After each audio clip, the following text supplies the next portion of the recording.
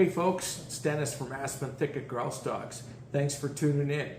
It is now March in the Upper Peninsula of Michigan. Actually, I think we're right around St. Patrick's Day. But believe it or not, no St. Patrick's Day snowstorm. We actually have no snow on the ground this time of year in Michigan, especially in the Upper Peninsula. It's almost unheard of. Better for us though. Means we can go out, get those dogs exercise, put them on some wild birds before the quiet period, because we all know it takes wild birds to make a wild bird dog. Well, thanks for tuning in tonight. I know we haven't done any videos for a while, but we're going to crank things back up now that we're getting into the training season. I have a couple of things that I'd like to go over tonight. First and foremost, I'm going to do a little unveiling of a product that I purchased that I think is really, really nice that you all might be interested in. Then we're going to talk about a new product coming from Field Armor, who's another close friend of mine. We're going to talk about the Upland Habitat Conservancy, which is a new 501c3 in Michigan. And then I'm going to try and get you to check out the Bird Dog podcast, because we might have been on there and talked about some really cool stuff. Very timely too, if you're getting a puppy this time of year. Probably something you might want to look into. But first and foremost, let's go ahead and look and see what we have from Pike Gear. So during Pheasant Fest, I believe Brent from Pike Gear had a new product that was actually supposed to be here a year ago arrived, and it is known as the Tongass Nomad Jacket. So if you know or you remember from last year, I already have the Tongass Rain Jacket, which is like really, really nice. That thing is premier, like not gonna get wet, perfect for those really, really rainy days.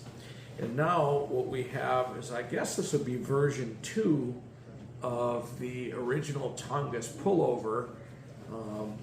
This is now the Tongass Nomad Jacket, and this one is actually a zip-up jacket. And I can tell you, just by feeling this and taking a look at it, it is much more, I want to say it's thicker and feels a lot more durable than the previous Tongass pullover. That one was a little bit thin, and it wasn't a full zip up.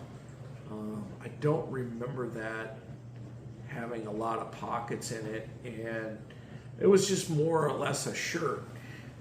This one here is definitely more of a jacket type item. It's probably, God, 3 times as thick. It's a double weave. This is, I believe, treated with the same water repellent that they put on the pants from Pike Gear. I believe they call that DWR. And it is designed to be kind of worn in layers, because it has more of a generous fit. So this is an extra large. I ordered an extra large because of that generous fit.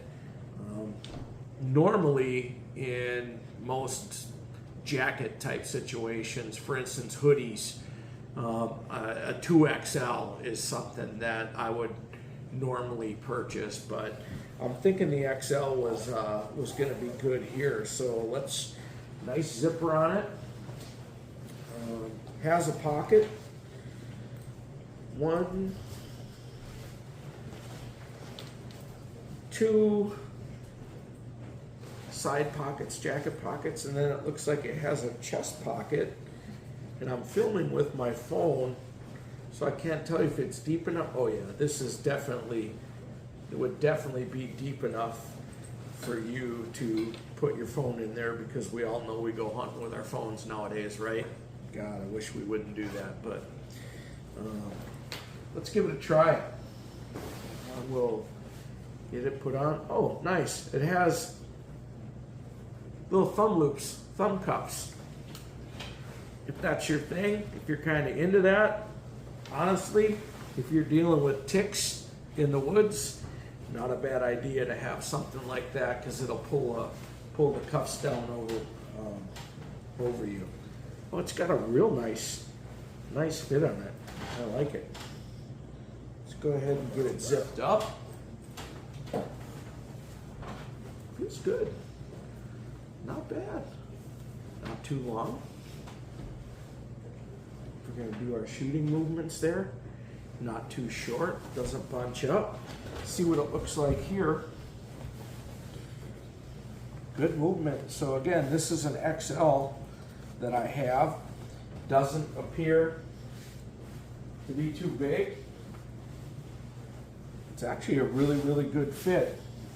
And it's not as long as the previous Tongass pullover. If you remember that one, I think one of the challenges that we had with it was it was a little bit longer. This one has a little bit of length to it per se, but by the time you get your by the time you're going to get your hunting vest on and whatnot and bunch up a little bit, it will still, looks like it'll still just cover the top half of your pockets, which is super, super nice. This thing feels really, really good. So I'll have to get it out and get a field test done on it. But my initial thoughts on this thing is it is really, really comfortable and really, really nice. And truth be told, I picked it up on sale. Brent was having a Pheasant Fest sale, and I think I paid somewhere around 120 bucks for it. I checked the website before filming this episode, and it looks like they're on sale right now for $119.95.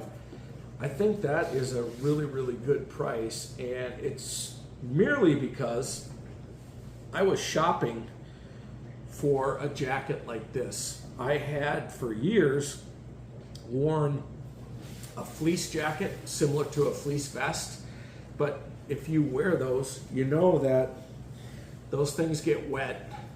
Whether you get wet walking through the woods or you sweat like crazy sweat in those. So I was looking for something a little bit better, right? I'm kind of a old school pack rat, so that fleece jacket that I had two of them, one from LL Bean and I think one from Cabela's. Probably better part of 16, 17 years old, so I finally cut bait on those. And I have been shopping for a while. I looked at the Orvis Pro. They have one similar to this, and I was able to check that one out, and I checked one out at Scheels, and I also think I looked at the Prairie Instinct ones or whatever at Cabela's when I've been traveling around looking at them, and none of them really felt all that great. I think I probably would have liked the Orvis one, but now that I have this one on, I think this was the right choice. So definitely swing, and at least a base hit or a double so far. I'll have to get it out in the field and wear it for a little bit and come back and do a turnaround review on that. But my initial observation on this one is this is some real nice piece of equipment. So good job, Brent. I think you got something nice here, and I'm glad that I could support you and support a Michigan-made company. Speaking of Michigan-made companies, I am real good friends with Jeff Walla of Field Armor, and he debuted another type of dog vest at Pheasant Fest, and that was more or less like a skid plate rather than the entire vest. And he had, I believe, 20 or 25 prototypes of those that he had manufactured on the initial run, and he said they sold out very quickly at Pheasant Fest. So I am the first one in line waiting to purchase one of those so we can get it here and get it on our dogs when we go woodcock banding and give it a test. Another great Michigan company.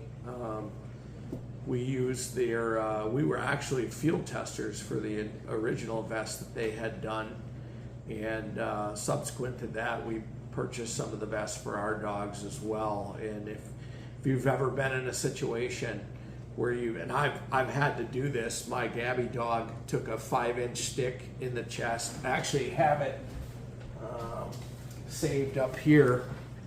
So this was pulled out of Gabby front shoulder area when she was not wearing a vest, and that was an overnight stay at an emergency vet, and it was a couple of $1,000s to deal with that. And hey, she survived, but why take that chance? So now I'm really looking forward to that skid plate, because I do have the field armor vest, but I'm more of like a skid plate type of guy. So can't wait to see what new product he has there. And there's also another one of these working on that's kind of on the hush-hush DL right now, but I think it'll be good for folks as well. Speaking of Michigan again, there is a brand new startup 501c3 that Travis Powers is spearheading that I'm really, really excited about. It is known as the Michigan Upland Habitat Conservatory or Conservancy, and they do have a Facebook page. So if you go to Facebook and look for the Michigan Upland Conservancy, you will see everything about this brand new startup 501c3. Very, very novel idea. We know that all of the other upland type organizations are moving more to a national model, or if they haven't been on a national model already, we're not seeing a lot of local projects out of that unless it rotates from time to time and things like that. So this new group is interested in raising funds in Michigan and having the funds stay in Michigan, and it will be all things upland. I'm sure we're probably going to be looking at being dedicated to rough grouse and woodcock, but we also have pheasants. I know Travis cut his teeth on wild pheasants in Michigan, and don't talk about that stamp bullshit, because that's a whole nother discussion. Hopefully sometime that goes away, but that's just my opinion, and it's not shared by many, I guess. But interested to see how this works out. So if you watch this video in time, go to that Facebook page, Michigan Upland Habitat Conservancy. I believe there's a Zoom meeting on the kickoff of it this coming Monday, so that will be really interesting. And I can't think of anything better to raise money here in Michigan and keep it in Michigan. Moving on to some educational type stuff. I was contemplating actually doing a video talking about puppies and most people getting puppies this time of year and whatnot, and actually happened to be talking about this with my good friend Joe over at Bird Camp Podcast, excuse me, and he was gracious enough to do a podcast to where we probably talked for the better part of an hour, if not longer, about what to do when you get a puppy. So if you have a chance, I would recommend that you go check that out. Excuse me, over at Bird Camp Podcast. You'll get an hour of Joe and I talking about what are the things you should do to raise a puppy in the natural way to kind of first do no harm per se, is what we tend to do with the puppies around here. So give that a like, check it out. And I mean, Joe's podcasts are great. The latest one talks about cooking. There was some really good stuff on there, but I think you'll like it. Last but not least, in a selfless, did I say selfless? Maybe I meant selfish effort to get more subscribers to this channel, as we're going to do and grow with it and do many more things. I have a book from some Michigan authors that I am going to go ahead and send out to one of the subscribers on our channel. So I will look at the subscribers on our channel, I will pick one of them, and the random winner is going to get a book called Northwest of Someplace, Stories from Roads Less Traveled, Volume 1. And there are some Michigan authors in here, Chris and Jake Smith. If you know Steve Smith from the Pointing Dog Journal, their family members, John Osborne and Greg Fry, they refer to themselves as the Lost Branch Sportsman's Club.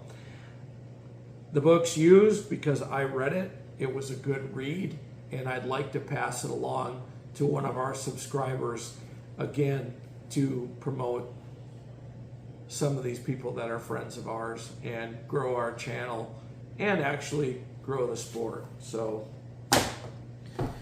that's really all I have for tonight. It's kind of a short video. We're going to get out and do some woodcock banding. We're going to do some puppy training in the spring that is going to emulate what we talked about on the Bird Camp podcast. So hopefully you guys will tune in and watch and learn a little bit. Till then, have a great time. Remember, it takes wild birds to make a bird dog. The equation is nothing more than genetics, exposure, and patience. So with that, I leave you with cheers, and thanks for tuning in.